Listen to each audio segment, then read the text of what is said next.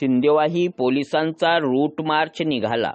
आगामी बकरीद व इतर सणानिमित्त शांतता व सुव्यवस्था राहावी या दृष्टिकोनातून सिंदेवाही पोलीस स्टेशनचे ठाणेदार तुषार चव्हाण यांच्या नेतृत्वात पोलीस कर्मचाऱ्यांचा रूट मार्च निघाला। हा रूट मार्च पोलीस स्टेशन पासून सिंदेवाही लोणवाई शहरातील सिद्धार्थ चौक, मदनापूर वाट, आझाद चौक, बाजार चौक, जामा मस्जिद सिंदेवाही परिसरातून रूट मार्च निघून पोलीस स्टेशन सिंदेवाही येथे रूट मार्चचे समापन झाले।